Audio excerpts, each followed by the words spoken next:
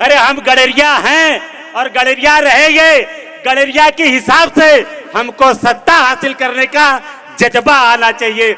वह जज्बा जिस दिन आ जाएगा उस दिन आपके मध्य प्रदेश में 230 विधानसभाओं में जो आज मांग रहे हैं, कह रहे हम 5 विधानसभा सीट देंगे, कोई कह रहा है 1 देंगे, कोई कह रहा है 2 देंगे।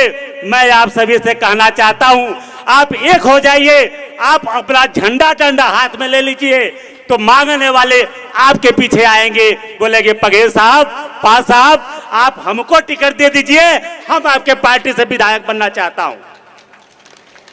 75 साल की आजादी में आपके यहां भारतीय जनता पार्टी और कांग्रेस पार्टी शासन रही।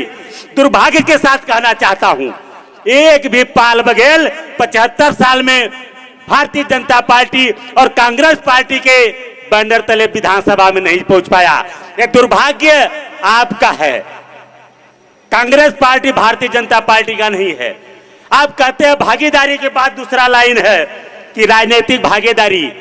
भागीदारी का रेशियो आपका क्या होगा जब आपकी ताकत ही नहीं है, आपके संगठन की क्षमता ही नहीं है, आप बता ही नहीं पाए कि मध्य प्रदेश में कितनी तादाद में आप रहते हैं, तो आपको क्या भागीदारी मिलेगा। आधे से ज्यादा भारतीय जनता पार्टी के साथ खड़े हैं, आधे से कम कांग्रेस पार्टी के साथ खड़े हैं, बचे खुचे लोग बहुजन समाज पार्टी या अन्य पार्टी के साथ खड़े हैं।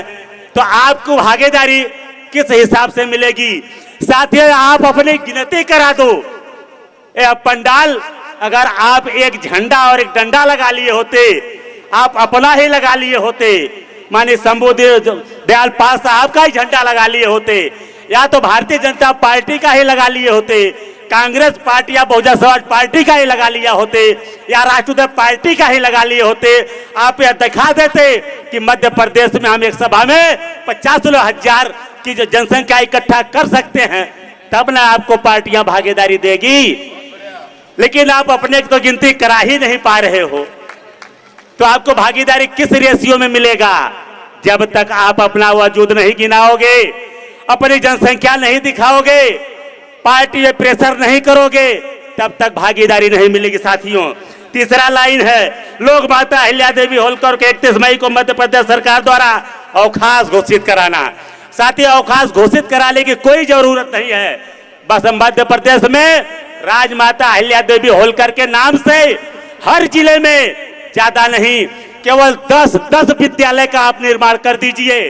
जिस दिन 10 विद्यालय का आपने निर्माण कर दिया, उस दिन मध्य प्रदेश में आपके डीएम भी होंगे, एसपी भी होंगे, आपका शासन सत्ता में भागीदारी होगा।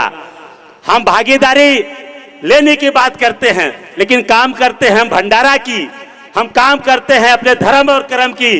धर्म कर्म से आपको संस्कार मिलेगा, संविधान में भागीदारी नहीं मिलेगी। अगर संविधान में भागीदारी चाहिए तो आपके अपने शिक्षा को बढ़ाना पड़ेगा। और हमारा ये समाज पाल बघेल समाज पशुपालक समाज है, असुरक्षित समाज है, जंगलों में, खेतों में, नदियों के किनारे निवास करने वाला समाज है।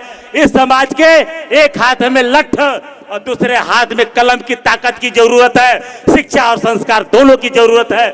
जिस दिन आप लोगों ने शिक्षा और संस्कार हासिल कर लिए, उस दिन सत्ता में भागीदारी हो जाएगी। साथियों, भेड़ पालकों के क्रय के लिए, उनके लिए आपको कोई मांगने की नहीं जरूरत है, आपको सत्ता में भागीदारी की जरूरत है। हमारी बहन बेटियां डीएम बनना चाहिए, डॉक्टर बनना चाहिए, आईएएस बनना चाहिए, पीसीएस बनना चाहिए, लेखपाल बनना चाहिए, तब जाकर के हमारी बहन बेटियां सुरक्षित होंगी। हमारी भागीदारी की मांग सांसद सत्ता की होनी चाहिए। नहीं चाहिए हमको भेड़ बकरिया, नहीं चाहिए हमको ऊन, ये जिसको चाहिए भैया लेके जाओ। हमको चाहिए शासन सत्ता में भागीदारी।